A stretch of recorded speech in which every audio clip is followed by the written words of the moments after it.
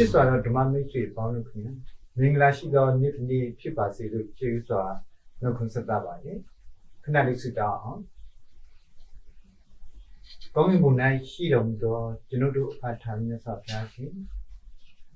ကိုရောရှင်၏နှုတ်ပတ်တရားတော်များကိုသာမီးတို့ဟောကြားလေ့လာသင်ယူနားထောင်သောအခါကောင်းမွန်စွာမှန်ကန်စွာပိုင်းခြားနားလည်သိရှိနိုင်ဖို့ရန်ဝိညာဉ်တော်ဖျားဓမ္မပရိသတ်အလုံးပေါ်၌တော်၎င်းကျွန်ုပ်ပေါ်၌တော်၎င်းကဲဝတ်တော်မူပါကောင်းကြီးပေးနာတော်မူပါခရစ်တော်ဖျား၏နာမတော်မြည်တဲ့တနာဟန်တောင်းလျှောက်ပါ၏ခါအာမင်ကျွန်တော်တို့ခရိယန်တွေဖြစ်ကြတယ်ခရစ်တော်ကိုယုံကြည်တဲ့လူတွေခရစ်တော်အသက်တာနဲ့ရှင်သန်တဲ့လူတွေကိုပတ်ဝန်းကျင်ကနေပြီးတော့ခရိယန်ကိုခေါ်ဆိုပြီးတဲ့နောက်မှာဒီခရိယန်ဆိုတဲ့ဝိသေသနနာမည်လေးကို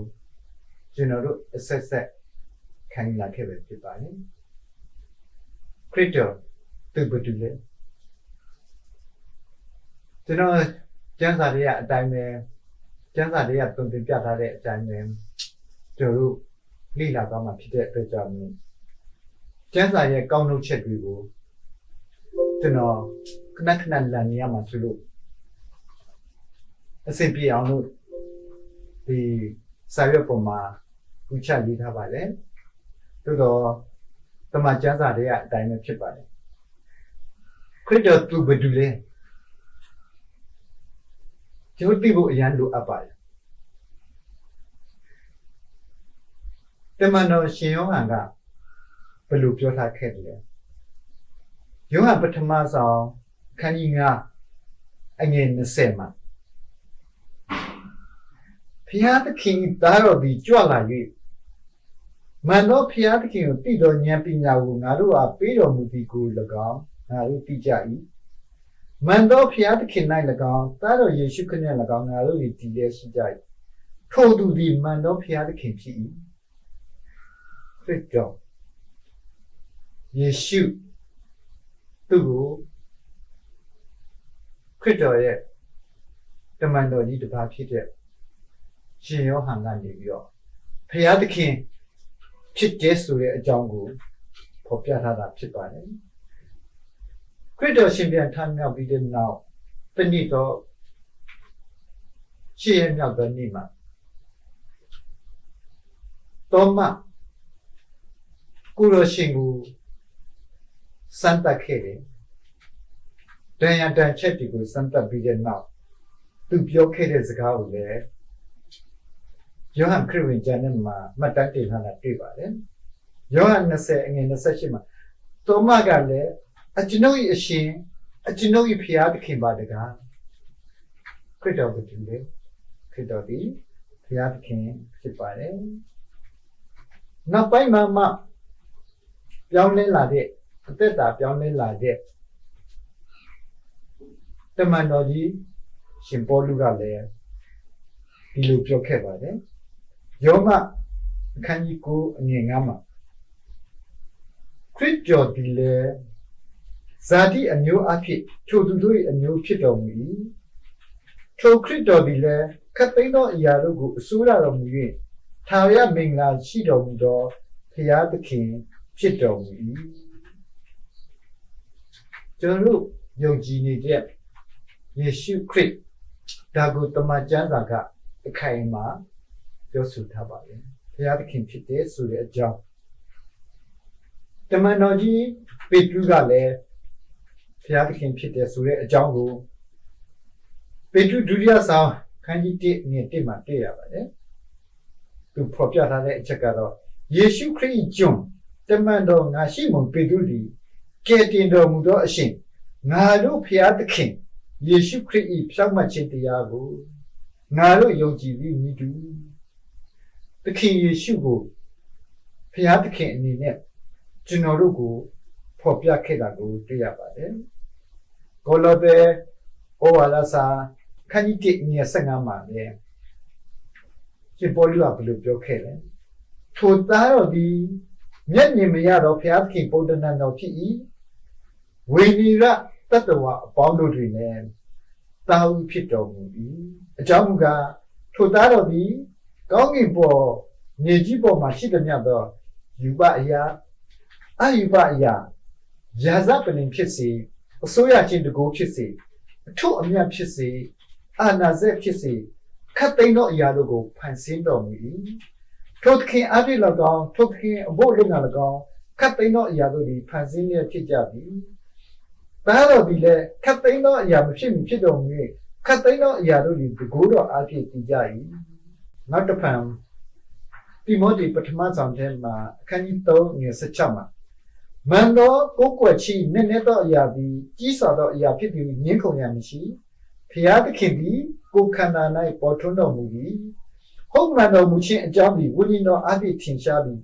ကောင်းကင်တမန်တို့သည်ကိုယ်တော်ကိုရှုမြင်ရကြပြီတပါးမျိုးသားတို့သည်တည်င်းတော်ကိုကြားရပြီလောကီသားတို့သည်ယုံကြည်ရကြပြီဘုန်းတည်နှင့်တကွအထက်သို့ဆောင်တော်မူခြင်းကိုခံယူတော်မူပြီကျော်တို့ယေရှုခရစ်တော်ဖျားကိုကိုးကွယ်တယ်ယုံကြည်တယ်ဆိုတာနော်ဖျားသခင်ဟာ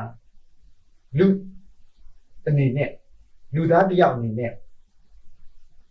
သူ့ရဲ့ဖုံးတကူကိုစွန့်ပြီးတော့လူသားတွေကိုကယ်တင်ဖို့ကြွလာခဲ့တယ်သို့တော်လည်းဖျားစင်စစ်ဖြစ်တယ်ဆိုတဲ့အကြောင်းဖော်ပြထားတယ်ကျွန်တော်တို့တွေဟာအပြစ်မဝင်ခင်မှာအေဒီဥရဲ့နေဝင်ချိန်လေးတွေမှာအာဒံနဲ့အေဝါစီကိုဖျားသခင်ကကြွချီလာလေးရှိပေမဲ့လည်းအပြစ်ဝင်ပြီးတဲ့နောက်ပိုင်းမှာအပြစ်အခသေချင်းကိုခံစားရပြီးတဲ့နောက်ပိုင်းမှာဖျားသခင်ကိုမြင်တွေ့နိုင်ရတဲ့အခွင့်လူသားတွေဆုံးရှုံးခဲ့ရတယ်။သူများကအခန်းကြီး33အငယ်20မှာမောရှေကိုဖျားသခင်ကဘယ်လိုပြောခဲ့လဲဆိုတော့သင်ဒီငါမျက်နာကိုမမြင်နိုင်ရငါမျက်နာကိုမြင်ရင်အသက်ရှင်ရတော့သူဒီစုံတယောက်နဲ့မရှိဟူ၍၎င်းအပြစ်သားတယောက်အနေနဲ့ဖျားသခင်ကိုဖူးမြော်ရမယ်အခွင့်အရေးကျွန်တော်ဆုံးရှုံးခဲ့ရပါတယ်ဒါပေမဲ့လည်းယေရှု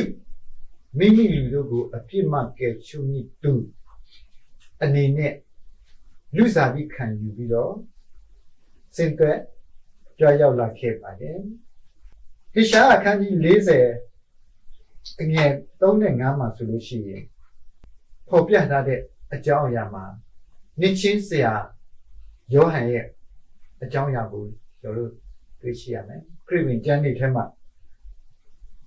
ထာဝရဘုရား၏ဘုန်းတော်ပေါ်ထွန်း၍လူပေါင်းတို့သည်အတူမြင်ရကြလက်တံထာဝရဘုရား၏နှုတ်တော်ထွက်အမိန့်ရှိသည်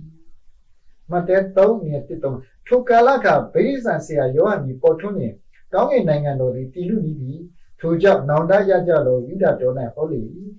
ပြောဖက်ဟေရှာဟောဘူးဒီကတော၌ဟစ်ကြော်သောသူ၏အတ္တမှာထာဝရဘုရားကြွတော်မူရာလမ်းကိုပြင်ကြလောလမ်းခီးတော်ကိုဖြောက်စေကြလောတော်အချက်၌ထိုယောဟန်ကိုဆိုလိုသည်ခရစ်တော်ယေရှုကြွလာမယ့်လမ်းခီးကိုကြိုတင်ပြင်ဆင်ရမယ်နော်ပြောဖက်ကြီးနိချင်းဆရာယောဟန်သူ့ရဲ့သက်သေခံချက်ကိုနားထောင်ကြည့်အောင်သူယူဒတော်မှာနိချင်းမင်းကပေးနေတယ်အဲ့ဒီအချိန်မှာယောဟန်တိငယ်30-34မှာထိုမှတပါဝိညာဉ်တော်သည်ကောင်းကင်မှဆင်းသက်ထိုသူအပေါ်၌နားတော်မူပြီးကိုငါမြင်ရပြီအစကထိုသူကိုငါမသိရေ၌ဗေဒိဆန်ကိုပေးစေခြင်းကငါ့ကိုစေလွတ်တော်မူသောသူကအကျဉ်သူ၏အပေါ်၌ဝိညာဉ်တော်ဆင်းသက်နားတော်မူပြီးကိုသင်ပြီးမြင်လျင်ထိုသူကတန်ရှင်းသောဝိညာဉ်တော်၌ဗေဒိဆန်ကိုပေးတော်သူပေသည်ဟုမိတ်တော်မူပြီးနှင့်အညီငါသည်မြင်ဤသူသည်ဖျားခင်သားတော်ဖြစ်ကြောင်းကိုသက်သေခံသည်ဟုယောဟန်ဆိုလေ၏သခင်ခရစ်တော်အကြောင်းကိုမြင်ချင်းဆရာယောဟန်ကသက်သေခံခဲ့ပါတယ်ထာဖျား၏ဘုန်းတော်ဒါဖျားသခင်ပဲဖြစ်တယ်ယေရှုဒီဖျားသခင်ပဲဖြစ်တယ်နော်ပေါ်ထွန်းလူအပေါင်းတို့ဒီအတူမြင်ရကြလားဒါကျွန်တော်တို့မမြင်နိုင်တဲ့ဖျားသခင်သူ့ရဲ့ဘုန်းတော်ကိုစွန့်ပြီးတော့လူစားတိကိုခံယူခဲ့ပါတယ်ပြောတဲ့ဟေရှာယကြီးကဘာပြောထားခဲ့လဲဟေရှာယ9:6မှာ ငါတို့အဖို့သူမြတ်ကိုထွားမိ၏ငါတို့အာသားကိုတနာတော်မူ၏ထိုသူသည်အုပ်စိုးခြင်းအာဏာစက်ရှိလိမ့်မည်နာမတော်မူကားအံ့ဩဖွယ်တိုင်ပင်ဖက်တကိုးကြီးသောဖျားထာဝရအဘငြိမ်သက်ခြင်းအရှင်ဟုခေါ်ဝေါ်သမုတ်ချီကိုခံရလိမ့်မည်တို့အတိအလင်းပြောဖက်ပြုပြောဆိုထားပါတယ်မိခအခန်းကြီး9အငယ်1မှာဆိုလို့ရှိရင်ထိုသခင်ရှစ်ကပ်ကဘာမှာစ၍ပေါ်ထွန်းသောသခင်ဖြစ်တဲ့ဆိုပြီးတော့ပြောဖက်ပြောဆိုတဲ့စကားပဲဖြစ်ပါတယ်ကျွန်တော်ခရိယာန်တွေဘယ်လိုယုံကြည်လဲခရစ်တော်လူဝင်စားတစ်ယောက်ပဲလားယောသန်နဲ့မာရိယာနေမူဖားလာတဲ့နော်လူသားတစ်ယောက်ပဲလားဒီချက်ပို့ပြီးတော့ကျမ်းစာဖော်ပြချက်တွေကိုအဖြစ်ကျွန်တော်တို့ဒီယေရှုခရစ်တော်ဒီဖျားစစ်စစ်ဧကအမှန်ဖြစ်ကြောင်းကိုယုံကြည်ကြဖို့ဖြစ်ပါတယ်ယောဟန်အခန်းကြီး1ထဲမှာကျွန်တော်ဖတ်ကြည့်လိုက်လို့ရှိလို့ရှိရင်သူကဘလို့မိတ်ဆက်ထားပြီးလဲအဆောက်နဲ့နှုတ်ကပတ်တော်ရှိ၏နှုတ်ကပတ်တော်ဒီဖျားခင်နဲ့အတူရှိနှုတ်ကပတ်တော်ဒီလည်းဖျားခင်ဖြစ်တော်မူ၏အငယ်14မှာနှုတ်ကပတ်တော်ဒီလည်းလူစားသည့်အဖြစ်ကိုခံယူ၍ကျေးဇူးတော်နှင့်၎င်းသစ္စာတော်နှင့်၎င်းပြည့်စုံတဲ့ငါတို့တွင်တည်နေတော်မူသည်ဖြစ်ခမည်းတော်၌တပါးသောသားတော်ဘုန်းကဲ့သို့လို့ငါတို့ဒီမြင်ရကြပြီသခင်ယေရှုဟာဖျားသခင်ပဲဖြစ်တယ်ဖျားသခင်ရဲ့နှုတ်ကပတ်တော်ပဲဖြစ်တယ်ဆိုတာကိုကျွန်တော်သိရှိရတယ်နှုတ်ကပတ်တော်ဟာဖျားသခင်ဖြစ်တယ်သခင်ယေရှုဟာဖျားသခင်ဖြစ်တယ်ဖျားသခင်ဟာတန်ဝိညာဉ်တော်နာဝိညာဉ်ဖြစ်တယ်ကျွန်တော်ကိုယ်ွယ်တဲ့ဖျားသခင်ဟာတဆူပြီးတော့ဖျားသခင်ဖြစ်တယ်မိမိပုံစံနဲ့တညီတတရနဲ့လူကိုဖန်ဆင်းခဲ့တယ်ကျွန်တော်လူတယောက်ကိုကြည့်ပါအသက်ရှင်တဲ့လူတယောက်ကိုကြည့်မယ်ဆိုလို့ရှိရင်ကိုယ်ခန္ဓာအသက်ရှင်တဲ့ကိုယ်ခန္ဓာနဲ့ဒါကျွန်တော်တို့တွေ့နေရတယ်တိုးတော်နဲ့အသက်ရှင်နေတဲ့အတွက်ကြောင့်အသိဉာဏ်လေးရှိတယ်ဝိညာဉ်လေးရှိတယ်ဒါကျွန်တော်တို့မမြင်တွေ့နိုင်ဘူးဒါပေမဲ့အသက်ရှင်တဲ့လူတယောက်မှာဝိညာဉ်ဆိုတာရှိတယ်အသက်ရှင်နေတဲ့အတွက်ကြောင့်မလို့အခုကျွန်တော်စကားပြောလို့အတန်လေးနဲ့ထွက်လာနိုင်လို့ကျွန်တော်ကိုယ်ွယ်တဲ့ဘုရားသခင်ကလည်းခမည်းတော်နှုတ်ကပတ်တော်တန်ရှင်တော်ဝိညာဉ်တော်သုံးပါးတဆူတဲ့လုံးတော်ရဖြစ်တဲ့ဆိုပြီးတော့ကျမ်းစာကပေါ်ပြလာတယ်ကျွန်တော်နဲ့သက်ရှင်နေတဲ့ကျွန်တော်နဲ့ကျွန်တော်ရဲ့အသိဉာဏ်ကျွန်တော်ရဲ့အတန်အားလုံးကကျွန်တော်တယောက်တည်းပဲဖြစ်တယ်လို့ခမည်းတော်ဘုရားခမည်းတော်ဘုရားရဲ့နှုတ်ကပတ်တော်ခမည်းတော်တရားဘုရားရဲ့ဝိညာဉ်တော်ဟာလည်းခမည်းတော်တစ်ပါးနဲ့ဖြစ်တယ်ယေရှုကပါပြောငါကိုမြင်တော်သူဒီခမည်းတော်ကိုမြင်ငါနိခမည်းတော်ဒီတလုံးတဝတည်းပြ I am the Father of one ဆိုပြီးတော့ဖော်ပြထားတယ်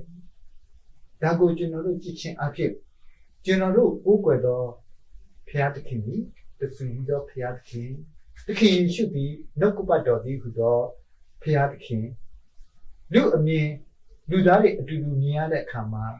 ဘုရားရဲ့သားတော်အနေနဲ့ကျွန်တော်တို့မြင်တွေ့ရတာဖြစ်ပါတယ်ဟေရှာ55ငွေ7ထဲမှာဆိုလို့ရှိရင်ပြောဖက်ဟေရှာယအဖြစ်ဘုရားခင်ဖော်ပြထားတာကိုကျွန်တော်တို့ကြည့်အောင်ထို့အတူငါနှုတ်ကပတ်စကားဒီဖြစ်လိမ့်မည်အကျိုးမရှိပဲငါထံသို့မပြန်ရ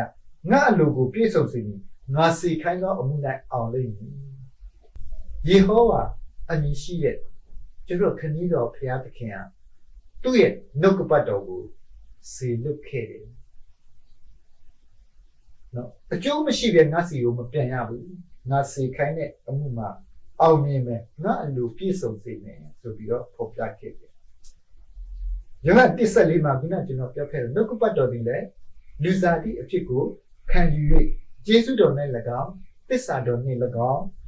ပြည့်စုံရဲ့ငါတို့တွင်တည်နေပြီဖြစ်ခမည်းတော်၌တပါးသောသားတော်ဘုန်းကဲ့သို့သူဘုန်းတော်ကိုငါတို့သည်မြင်ရကြပြီသခင်ခရစ်တော်ဘုရားသခင်ခမည်းတော်ကစေလွတ်လိုက်တဲ့နှုတ်ကပတ်တော်လူစားသည့်အဖြစ်ကိုခံယူပြီးတော့လူလောကဘက်ကို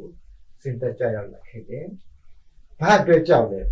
။ဆာလံဆရာကဒီလိုဖော်ပြထားတယ်။ဆာလံကျမ်းငယ်ခန်းကြီး40ငယ်6ကိုရောဒီရစ်နေပူဇော်တကားကိုအလိုတော်မရှိသည်ဖြစ် အကျွန်ုပ်နာကိုဖွင့်တော်မူပြီးမိရှုရာရစ်နှင့်အပြစ်ဖြေရာရစ်များကိုတောင်းတော်မူသောအခါကျမ်းစာလိမ့်၌ကျွန်ုပ်ကိုအမှတ်ပြု၍ရေးသားသည့်နှင့်အညီကျွန်ုပ်သွားပါမည်ဟုဝန်ခံပါ၏ဒီအကြောင်းအရာကိုပဲတမန်တော်ကြီးပေါလုကဟေဘရဲဩဝါဒစာထဲမှာဘလို့ဖော်ပြထားတယ်ခရစ်တော်ဒီဤလောကတွင်ကြွလာသောအခါရစ်နှင့်ပူဇော်တကားကိုအလိုမရှိသည်ဖြစ်၍ရှေ့ဥစွာအပြစ်ဖြေသောရစ်တိုးတငယ်ကိုပူဇော်ခြင်းအဖြစ်ဒလိထုံးနိုင်ရှိခဲ့တော်လဲဘုရားသခင်ရဲ့တိုးတငယ်ယေရှုခရစ်အဖြစ်ရစ်ပူဇော်ခြင်းအကြောင်းကိုကျွန်တော်တို့တွေ့ရှိရပါတယ်သခင်ခရစ်တော်ကိုယ်တိုင်သူတိုးတငယ်အဖြစ်နဲ့ဒီလောကကိုအမှုတော်ကိုဆောင်ရွက်တဲ့အခါမှာသူပြောခဲ့တယ်မဿဲ20:29ထဲမှာလူသားသည်သူတစ်ပါးကိုစေစားခြင်းကမလားသူတစ်ပါးရဲ့အစေကိုခံခြင်းက၎င်းမိမိအသက်ကိုစွန့်၍လူများကိုရွေးခြင်းက၎င်းကြွလာသည်ဖြစ်၏ခရစ်တော်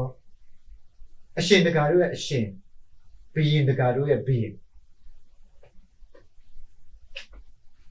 မေလခိဇေဒက်နီတူထာဝရရစ်ပြောဟိမင်းကြီးဟာမိမိရဲ့အသက်မိမိရဲ့အသွေးကိုပေးဆက်ခြင်းအဖြစ်ဒီလောကကမ္ဘာမှာသေမင်းရဲ့အရေးလွှမ်းမိုးနေရတဲ့ဒီကမ္ဘာကြီးမှာတက်ရှိတဲ့သေခြင်းကနေလွတ်မြောက်ဖို့သူ့ရဲ့အသက်တည်းနဲ့ယူနှုတ်ဖို့ကြံစည်လာတာဖြစ်ပါတယ်ယေရှုခရစ်ဒီလောကကိုကြွလာတယ်ဆိုတာဘာလို့ရမလဲအသေးခံရမယ်သေခြင်းမှထမ်းရမယ်ဆိုတဲ့အချက်လက်ကိုဖော်ပြထားတာဖြစ်တယ်သခင်ယေရှုပိလမင်းရဲ့တရားစီရင်တဲ့အချိန်ခါမှာငါသည်ရှင်ဘုရင်မှန်၏ဒါပေမဲ့ငါနိုင်ငံဟာဒီလောကနဲ့မဆက်ဆိုင်ဘူးတမန်တရားကိုတည်တော်သူများငါ့ကိုတည်ကြတယ်တမန်တရားလူတော်ဒိုင်လိုက်လျှောက်တဲ့လူတွေကဒီအစီအစဉ်ကိုတည်တယ်ဆိုပြီးတော့ဖော်ပြထားခဲ့ပါတယ်ခရစ်တော်ဘုရင်ယူဒလူမျိုးတွေအကုန်လုံးကဒီခရစ်တော်ကြွလာခြင်းဟာရှင်ဘုရင်တစ်ပါးအနေနဲ့သူတို့ကိုအုပ်ချုပ်ဖို့မျှော်လင့်ခဲ့ကြတော်လဲခရစ်တော်ဒီရှင်ဘုရင်အမှန်ပဲဖြစ်တယ်သို့တော်တမန်တရားနဲ့ပတ်သက်ပြီးတော့သူဟာတိုက်ပွဲဝင်ခဲ့တယ်အောင်မြင်ခဲ့တယ်ဒီအကြောင်းအရာကိုကျွန်တော်တို့တွေ့နိုင်တယ်ယောဟန်8:28မှာယေရှုကသင်တို့ဒီလူသားကိုမြောက်ထားသောအခါငါသည်ဤမိသောသူဖြစ်သည်ကို၎င်းငါသည်ကိုလိုရအဘယ်အမှုကိုမှမပြုရငါခမည်းတော်သည်ငါအားနီးပေးတော်မူသည့်တိုင်ငါဟောပြောသည်ကို၎င်းသင်တို့သိရကြလိမ့်မည်လူတွေမျိုးနေနာကအရှင်သခင်ဘုရင်ဒါမဲ့ခရစ်တော်ဘုရင်မေလခိဇေဒက်နိတူထာဝရဘုရားဤရစ်ပြောဟိမင်းကြီးရဲ့ဒီကဲဆောင်ရွက်ရတဲ့အမှုကလောကတိုင်မှာတင်လူပူဇော်ခြင်းအဖြစ်ကျွန်တော်တို့အပြစ်သားတွေအားလုံးကိုကယ်တင်မှုပဲဖြစ်တယ်ဆိုတာကိုကျွန်တော်တို့သိရှိရတယ်ယောဟန်7:31လေးကို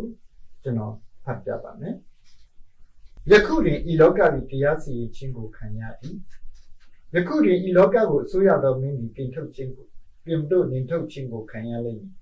ငါသည်လည်းမြေကြီးနှင့်ခွာ၍ငါရှားခြင်းကိုခံရလိမ့်လူအပေါင်းတို့ကိုငါထံသို့ငါဆွဲမည်ဟုမိန့်တော်မူ၏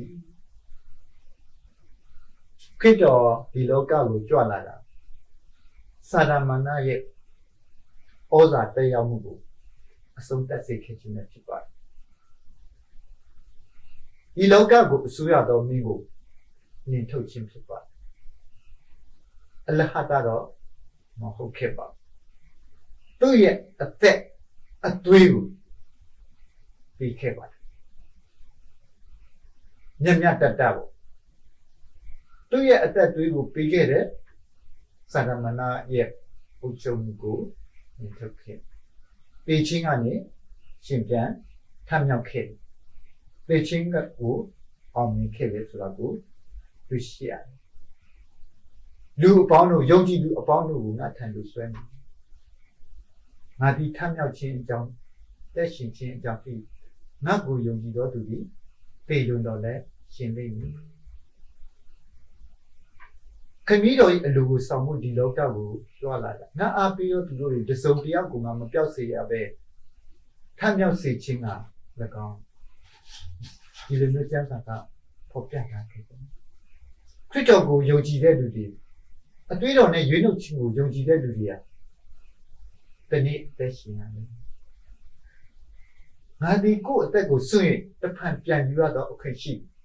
တယ်ခရစ်တော်ဒီတိုင်းနဲ့ပြောခဲ့တယ်ငါဒီအသက်ရှင်တော့ကြောင့်သင်တို့ဒီလည်းအသက်ရှင်ရလိမ့်မယ်ခဏကြာပြီးမှသင်တို့ဒီငါ့ကိုမမြင်ရကြ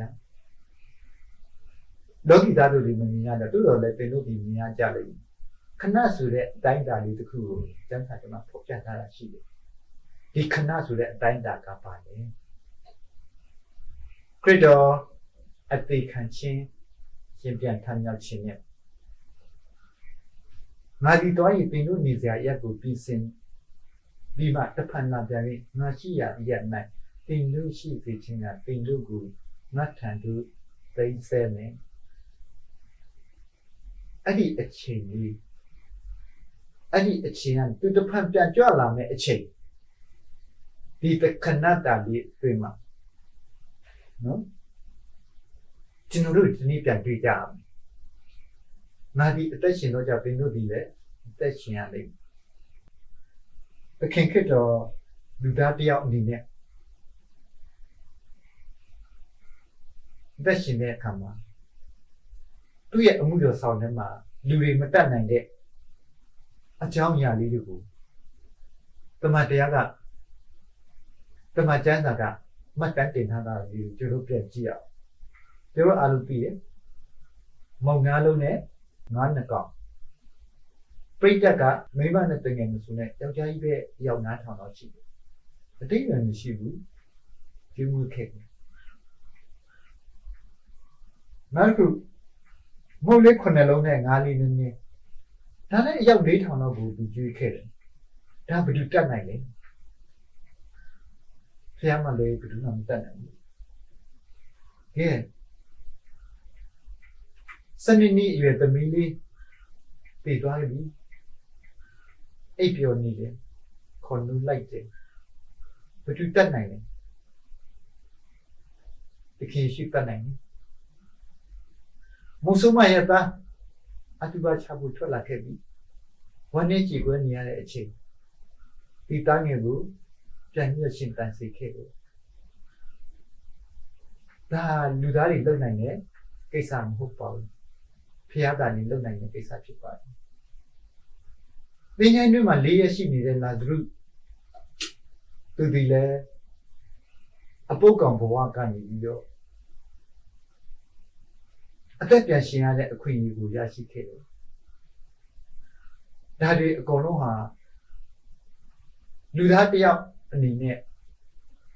အသက်ရှင်ပေမဲ့လည်းဖျားရဲ့ဇာတိတော်အဖြစ်သခင်ခရစ်တော်ရဲ့အသက်တာကိုတို့တွေ့ရှိရတယ်38နှစ်လုံးတုံးလုံးနေတဲ့လူနော်ရုပ်ချီးပဲ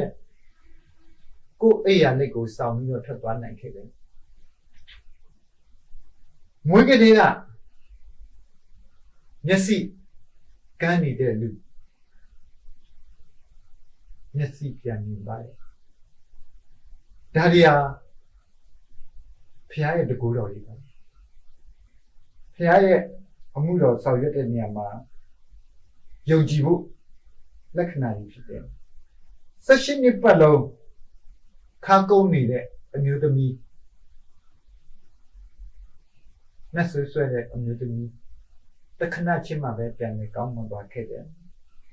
လက်ရှိတည်နေတဲ့သူတယောက်အပေါင်းသိနေရတည်လာခဲ့တယ်သူရှေ့ရောက်လာတကယ်ပကတိအကောင်းပြန်ဖြစ်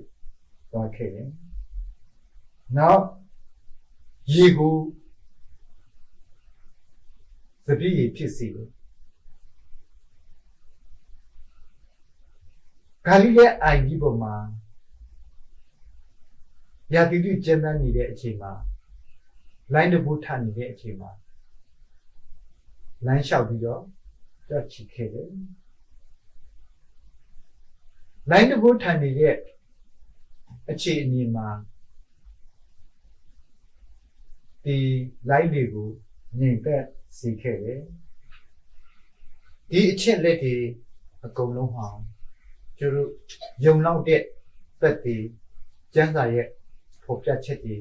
သခင်ယေရှုကဘုရားသခင်ဖြစ်ကြောင်းကိုဖော်ပြတာဖြစ်တယ်သူကိုယ်တိုင်လည်းအထက်ထပ်ပြောခဲ့တယ်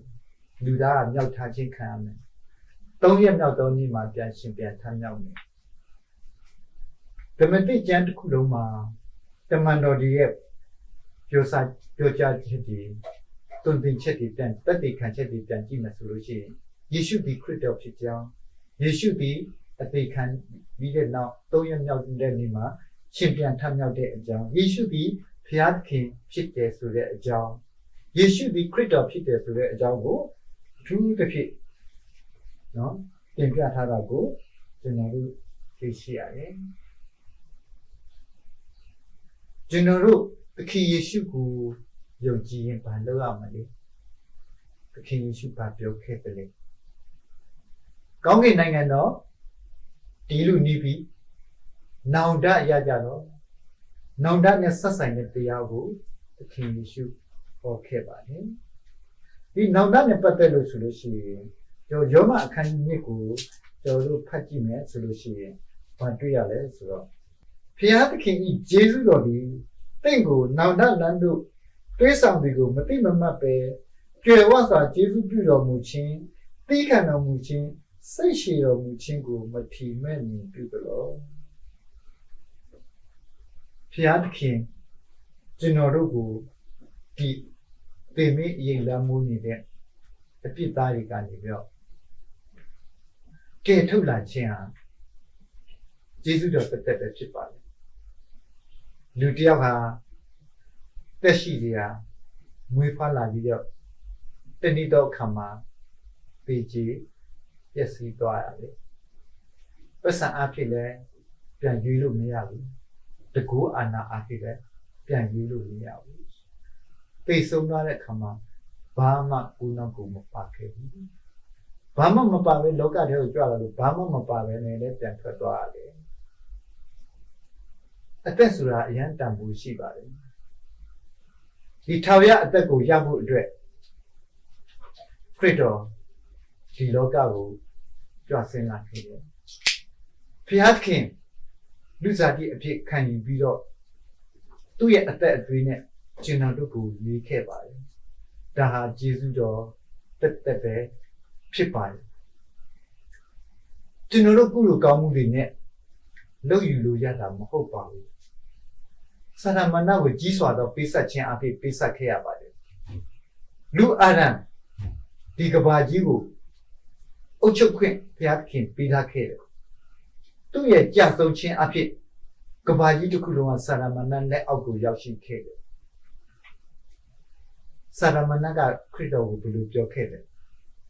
ဒီတိုင်းနိုင်ငံအကုန်လုံးငါ့ကိုပေးခဲ့ပြီးဖြစ်ငါ့ကိုရှစ်ခိုးလိုက်ပါဒါရီကကိုတော်ရဲ့ဥစ္စာဖြစ်ပါလိမ့်မယ်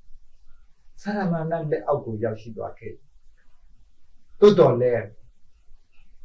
သခင်တို့ရဲ့သခင်ဘုရင်တို့ရဲ့ဘုရင်အရှင်တကာတို့ရဲ့အရှင်ထာယယေပယောဟိမင်းကြီးယေရှုခရစ်ရဲ့အသွေးတော်အားဖြင့်ဒီအသွေးတော်ကိုပေးဆက်ခြင်းအားဖြင့်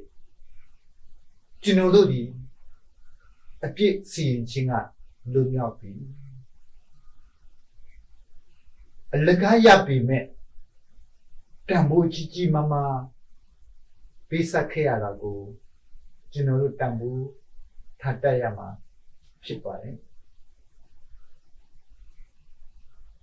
ယုံကြည်သောသူအပေါင်းတို့သည်ဖျားသားဖြစ်ရသောအခွင့်ကိုရရှိတယ်ကျွန်တော်ဖျားသားဘယ်လိုနည်းအဖြစ်ရရှိမလဲနီကိုဒီကိုသခင်ယေရှုပြောခဲ့တယ်ယေ၌ဝိညာဉ်တော်မမွေးသောသူ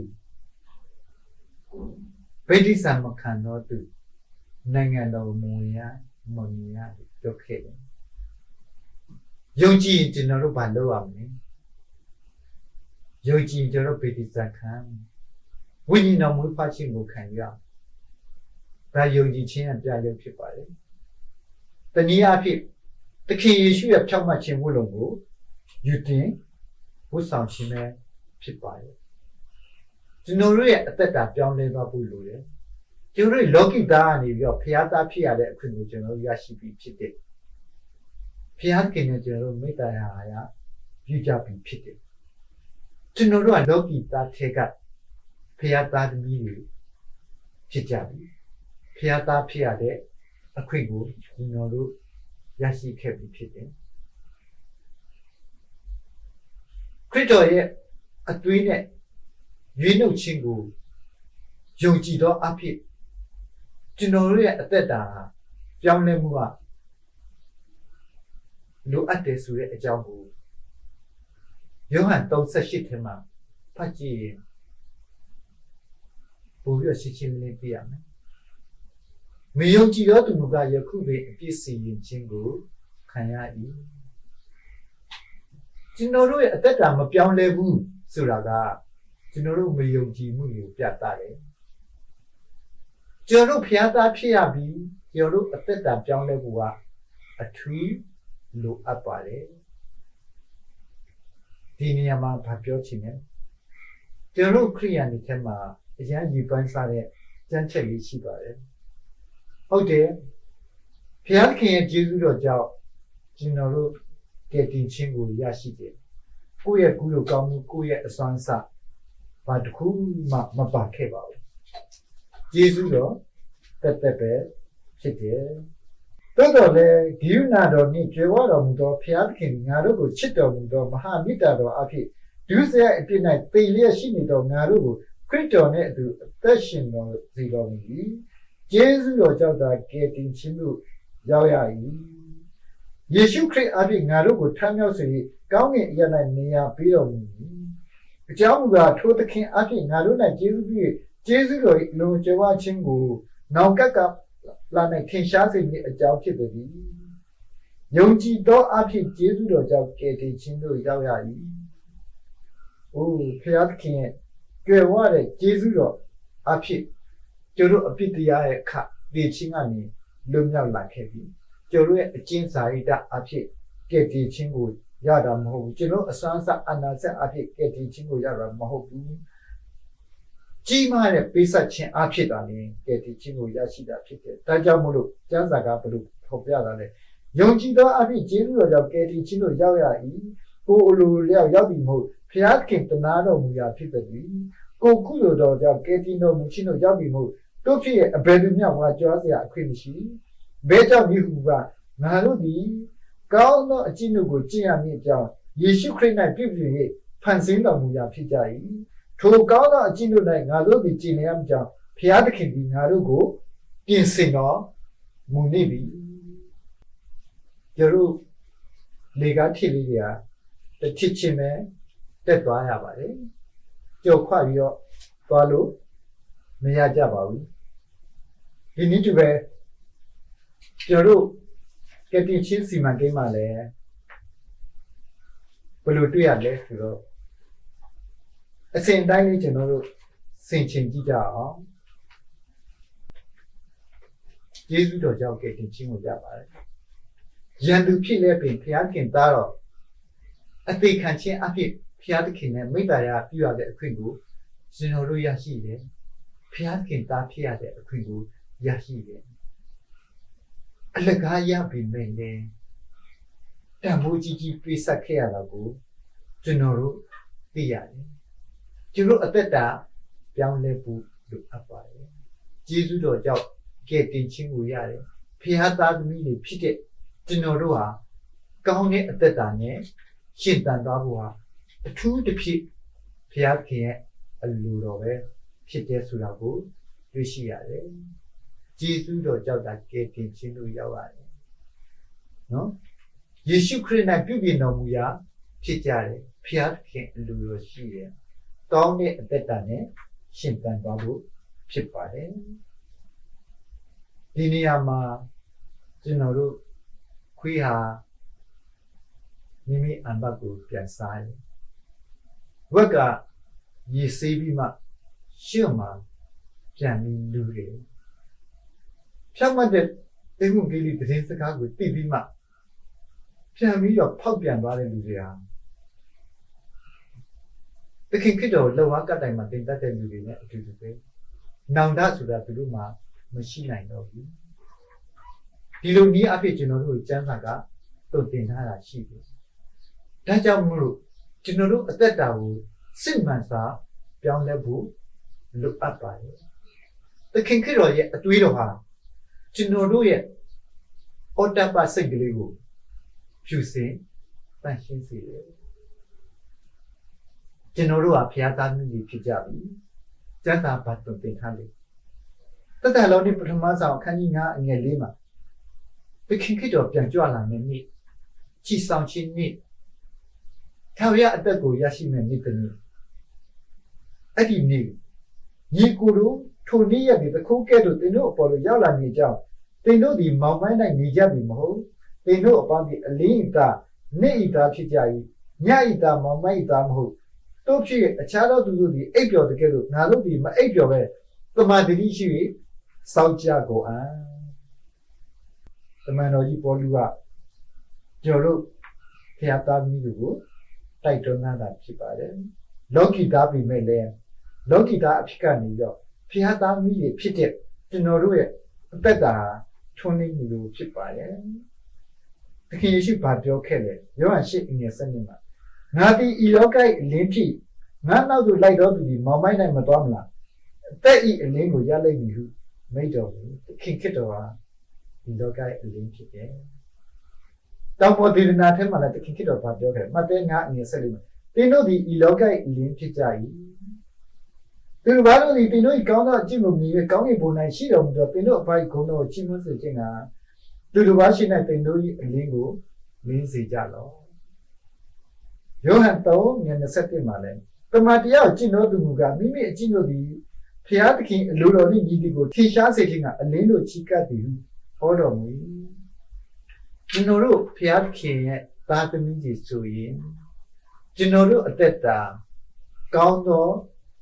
ဇာတိတနဲ့ပြည့်စုံမှုထူးသဖြင့်လိုအပ်ကြောင်းကိုဒီကျမ်းချက်တွေအားဖြင့်သိရှိရတယ်ယောဟန်ပထမဆောင်ခန်းကြီး1အငယ်9မှာဖော်ပြထားတဲ့ကျမ်းချက်လေးအားဖြင့်ကျွန်တော်ခွန်အားယူကြည့်ကြပါဦးဖျားသခင်သည်အလင်းဖြစ်တော်မူ၏ဖျားသခင်၌မောင်မိုက်အလင်းမရှိငါတို့ဒီဖျားသခင်ရဲ့မိတ္တရာဖတ်ပြီးဆိုတဲ့ပြင်မောင်မိုက်၌ကျင့်လဲရင်တမန်တရားကိုမကျင့်မုတာကိုတုံတော်သူဖြစ်ကြ၏ဖျားသခင်သည်အလင်း၌ရှိတော်မူတဲ့ကဲ့သို့ငါတို့ဒီအလင်း၌ကျင့်လဲရင်အချင်းချင်းမိတ္တရာဖတ်ခြင်းရှိပြီးဖြစ်ဖျားခင်သားတော်ယေရှုခရစ်အသွေးတော်သည်ငါတို့အပြည့်ရှိသည်များကိုစေကြောတော်မူ၏နော်ဒီဘက်ကိုအငယ်14မှာလဲအပြည့်နဲ့ကင်းသောကိုယ်တော်ကိုထာဝရဝိညာဉ်တော်အဖြစ်ဖျားခင်ရှိတော်၌တင်းလူပူဇော်သောခရစ်တော်၏အသွေးသည်ပေချင်းနှင့်ဆက်ဆိုင်သောအကျင့်ကိုပယ်ရှင်း၍သင်တို့သည်အသက်ရှင်တော်မူသောဖျားသခင်ကိုဝတ်ပြုမိကြောင်းသင်တို့၌ကိုယ်တည်သောစိတ်ကိုစင်ကြယ်စေခြင်းက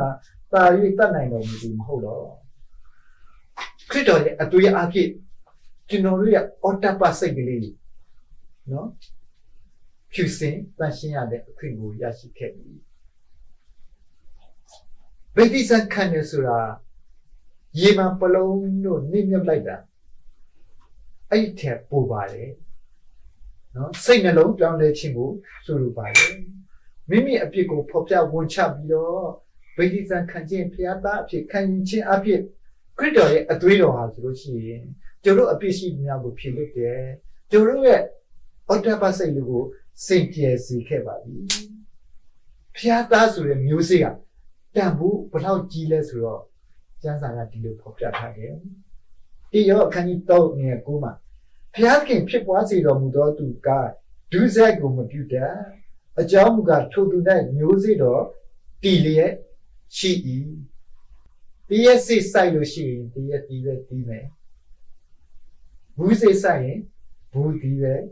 ပြီးပါလိမ့်မယ်ဒီနည်းတူပဲဘုရားသခင်ရဲ့သားဆိုတဲ့မျိုးစိတ်ကျွန်တော်နိုင်ငံတော်သားတွေ ဖြစ်လာတဲ့အခါမှာဒုစရိုက်ကိုမပြုတ်တတ်တော့ဘူးနော်ဒုစရိုက်ကိုမပြုတ်တတ်တော့ဘူးဒုစရိုက်ဆိုတာဘာလဲနော်ဒုစရိုက်ဆိုတာဘာလဲတိရောခဏတော့ငယ်တဲ့ဒုစရိုက်ဒီကပြညတ်တော်လွန်ကျူးခြင်းဖြစ်တယ်ဖျားခင်ပြညတ်ထားတယ်ဒါတွေလောက်ပါဒါတွေမလောက်ပါနဲ့နော်ဒီပြညတ်တော်လွန်ကျူးခြင်းဟာဒုစရိုက်ပဲဖြစ်တယ်ဆိုပြီးတော့ဖော်ပြထားတယ်ဖျားခင်ဖြစ်ပွားစေတော်မူသောသူကဒုစရိုက်ကိုမပြုတ်တဲ့အကြောင်းကထို့၌မျိုးစေ့တော်ပြည်လက်ရှိထို့သူသည်ဖျားခင်ဖြစ်ပွားစေတော်မူသောသူဖြစ်သောကြောင့်ဒုစရိုက်ကိုမပြုတ်နိုင်ထို့သောလက္ခဏာအဖြစ်ဖျားခင်သားတို့နှင့်မာန၏သားတို့သည်ထင်ရှားကြ၏တိရောခဏတော့ငယ်ရှိမှာမာနသည်ရှေးဥစွာမှာဒုစရိုက်ကိုပြုသောကြောင့်အကျင့်ပြုပြီးဒုစရိုက်ကိုပြုထို့သူသည်မာနနှင့်ဆိုင်မာန၏အမှုတို့ကိုပယ်ဖျက်ခြင်းကဖျားခင်သားတော်သည်ထင်ရှားပေါ်ထွန်းရ၏တို့ဖျားသားကြီးတွေဖြစ်လာတဲ့အခါမှာဒုစရိုက်ကိုမပြုတ်တတ်တော့ဘူးဆိုကျမ်းစာအတိအလင်းဖော်ပြဘာကြောင့်လဲမျိုးစေ့တော့တည်ရရှိတယ်မာနအရှိဥစွာစပြီးဒုစရိုက်ကိုပြုတဲ့အတွက်ကြောင့်နော်ဒုစရိုက်ကိုပြုတဲ့လူကဘယ်သူနဲ့ဆိုင်လဲမာနနဲ့ပဲဆိုင်တယ်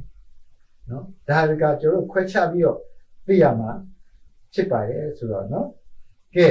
ဒါကြောင့်မို့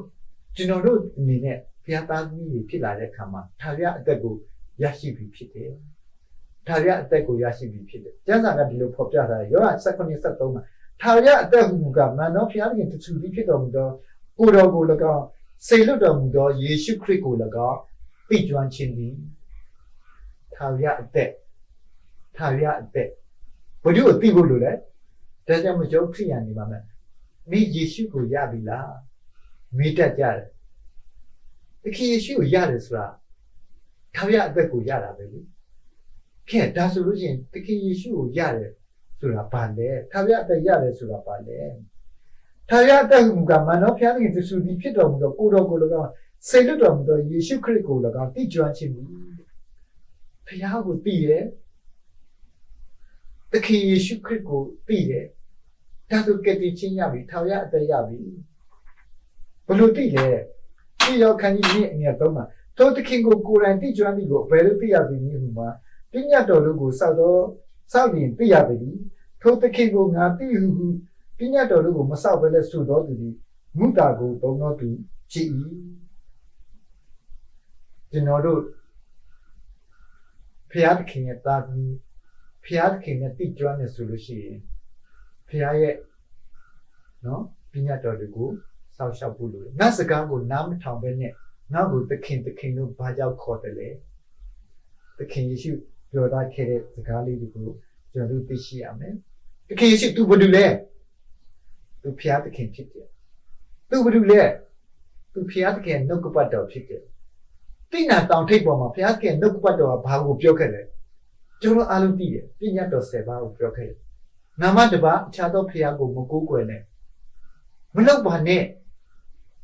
ယတုစင်သူကိုကိုယ်ဖို့မလုံနဲ့ဥမချဝမပြုနဲ့မလောက်ပါနဲ့ဘုရားခင်ဘုဒ္ဓဝါဒမမှုမဆိုပါနဲ့မလောက်ပါနဲ့ဆိုပြီးတော့ဘုရားနဲ့ပတ်သက်ပြီးတော့မလောက်ပါနဲ့လို့သုံးကြိမ်ပြောခဲ့ပြီးတော့နောက်မှာဥပုပ်နေ့ကိုတန်ရှင်းစေခြင်းကထိုနေ့ရက်ကိုစောက်ရှောက်လို့ဘာဖြစ်လို့လဲဥပုပ်နေ့ဆိုတာဘုရားသခင်ရဲ့ဖန်ဆင်းခြင်းအထိမ်းအမှတ်ဖြစ်တယ်ဥပုပ်နေ့ဆိုတာဓမ္မစည်းဝေးပွဲခြင်းကိုပြုရတဲ့နေ့ဖြစ်တယ်ဥပုပ်နေ့ဆိုတာကျွန်ဘဝကရွေးနှုတ်တဲ့အထိမ်းအမှတ်ဖြစ်တယ်မလောက်ပါနဲ့ဆိုတာဘုရားသခင်ရဲ့ပညတ်တော်10ပါးမှာ၃ချက်မှာနော်ရှိတယ်၄ချက်မှာလောက်ပါဆိုတာတစ်ချက်ပဲရှိတယ်ဘုရားသခင်ကိုစိတ်နှလုံးအကျွမ်းမဲ့အစွမ်းတတ္တိရှိတဲ့ဉာဏ်ရှိတဲ့ဉာဏ်နဲ့ချစ်ရမယ်ဆိုတဲ့နေရာမှာမလောက်ပါနဲ့ဆိုတဲ့၃ချက်ကိုကျွန်တော်သတိပြုရမှာဖြစ်လို့လောက်ပါဆိုတဲ့အားလေးကိုလည်းကျွန်တော်ဒီလိုဆိုင်ရမှာဖြစ်ပါတယ်လူနဲ့ပတ်သက်တဲ့အကြောင်းအရာလေးတွေကတော့6ချက်လောက်ရှိပါတယ်မိဘကိုယူသေးစွာပြုလို့ပြောရတာတော့လွယ်တယ်မိဘကိုယူသေးစွာပြုရတဲ့ကိစ္စကလည်းတချို့တော်တော်လေးခက်ရှိပါတယ်အထူးသဖြင့်ကိုယ့်ရဲ့မိဘအသက်အရွယ်ကြီးပြီးငယ်မှုပြန်ပြီးအိယာမှာချီသေးလုံးနေပြီ အဲ့ဒီလိုမျိုးအခြေအနေမျိုးမှာတာသမီတွေမိဘကိုယူတည်နိုင်ပါမလားကြည့်ရှုနိုင်ပါမလားစောင့်ရှောက်နိုင်ပါမလားပြောရတာလွယ်တယ်ဒါပေမဲ့လူနဲ့ပတ်သက်တာကဒီတစ်ခုပဲလောက်ပါဆိုတာမလောက်ပါနဲ့ဆိုတာကလူအသက်ကိုမတတ်နဲ့သူ့မရအောင်မပြစ်မှားနဲ့သူ့ဥစ္စာကိုမခိုးနဲ့မမှန်တဲ့တက်တွေကိုမခံနဲ့သူများရဲ့ဥစ္စာပစ္စည်းကိုတက်မဲ့လူချင်းနဲ့စိတ်မရှိဘူးကိုနဲ့ဆက်ဆိုင်တော့သူကိုနဲ့အညာချစ်တော့ဆိုတဲ့ပညာချက်ထဲမှာအားလုံးပါဝင်ပါမလောက်ပါနဲ့လောက်ပါဖျားတကယ်ပညာတော်10ပါးကဒါပဲမလောက်ပါနဲ့ဆိုတာကိုမလောက်ဘူးလို့လေလောက်ပါဆိုတာကိုလောက်ဘူးလို့ပါတယ်ဒုစရိုက်ဆိုတာပါလေဒုစရိုက်ဆိုတာပညာတော်ယုံကြည်ခြင်းပဲဖြစ်ပါတယ်သခင်ခရစ်တော်ကဘယ်လို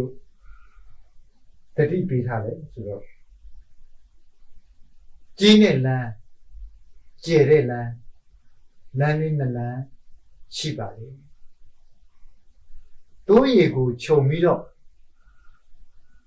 လာတဲ့မိစ္ဆာပယောဖက်တည်းရဲ့လမ်းကကျဲတယ်တွေ့မြင်တဲ့လူတွေများကြတယ်ကျွန်တော်ရဲ့တိုးချင်းကြီးနှုတ်ကပတ်တော်ပြီးဖြစ်တော့ယေရှုခရစ်သူ့ရဲ့လမ်းကတော့ကျင်းမြောင်းတယ်တွေ့ရင်လည်းလူတွေနေကြတယ်ဒါပေမဲ့လည်းဘာအဖြစ်သိရတယ်စုပင်မှာစပစ်ပြီးမသိဘူးစုလေပင်မှာတင်မောတဖန်ပြီးမသိဘူးကောင်းတဲ့အပင်ဟာကောင်းတဲ့အပြီးမကောင်းတဲ့အပင်ဟာမကောင်းတဲ့အပြီးကိုပြလိုက်မယ်တနေ့မှာသခင်ကျွန်ုပ်တို့ဒီကိုတော်အခွင့်နဲ့ဆုံးမဩဝါဒပေးပါပြီမဟုတ်လားကိုတော်အခွင့်နဲ့နတ်ဆိုးတို့ကိုနင်ထုတ်ပါပြီမဟုတ်တော့ကိုတော်အခွင့်နဲ့မြတ်စွာတော်တကူကိုပြပါပြီမဟုတ်တော့အများသောသူတို့ရှောက်ကြတယ်ထိုတစ်ခါသင်တို့ကငါအလေးမသိအတ္တမအမှုကိုပြုတော်သူလို့ငါထံမှထွက်ကြဒါတခင်ခရစ်တော်ပြောခဲ့တဲ့တောင်ပေါ်ဒီတနာထဲမှာပြောလို့တွေ့ရှိရမှာဖြစ်တယ်တစ်ဆက်ထဲမှာပဲ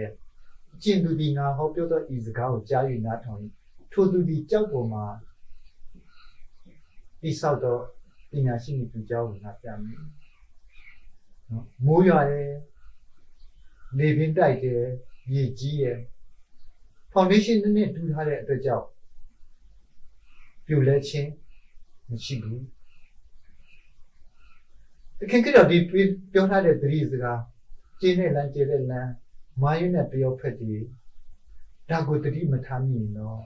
ကျတို့ပဲပေါ်မှာအိမ်ဆောက်တဲ့လူမိုင်းနဲ့တူလိမ့်မယ်မိုးရွာတယ်ဒီကြီးလာတယ်လေတိုက်လာတယ်ကြီးစွာသောပြိုလဲခြင်းကိုရောက်တယ်ဒီတော့ကြောင့်ကျတို့ဖျားသားပြီးတွေပါခရိယန်လောကမှာဆုံးမတုံ့ပြန်မှုတွေအများကြီးရှိကြပါတယ်ကျွန်တော်အစုံမိကုန်းချုပ်ပြီးပြောလိုက်ချင်တယ်ကျွန်တော်တို့ကိုးကွယ်တဲ့ယေရှုခရစ်ဆိုတာဖျားသခင်နဲ့ဖြစ်တယ်ကျွန်တော်တို့ကဖျားသားသမီးတွေဖြစ်တယ်လောကသားတွေကနေပြီးရွေးနှုတ်ချခံတဲ့ဖျားသားသမီးတွေပြသစွာမိမိတို့ရဲ့အသက်တာကိုရှင်သန်သွားကြပါထာဝရအသက်ကိုလက်လန်းယူဖို့အတွက်ဖျားသခင်နဲ့ပြည့်ကျွမ်းခြင်းမှာနိတ္တစွာရှောက်လန်းကြပါဘုရားသခင်ရဲ့ပညတ်တော်တွေကိုစောင့်ရှောက်ပါလိုက်နာပါငါ့ကိုချစ်ရင်ငါပညတ်တော်ကိုစောင့်ရှောက်တော့ဘုရားသခင်ကိုစိတ်နှုတ်အကျွမ်းနဲ့ချစ်ပါကိုနဲ့ဆက်ဆံတဲ့သူကိုနဲ့အများချစ်ပါကျေးဇူးတော်ကြောင့်ကျွန်တော်တို့ကယ်တင်ခြင်းရရှိပါပြီကောင်းသောအသက်တာနှင့်ရှင်သန်ခြင်းအဖြစ်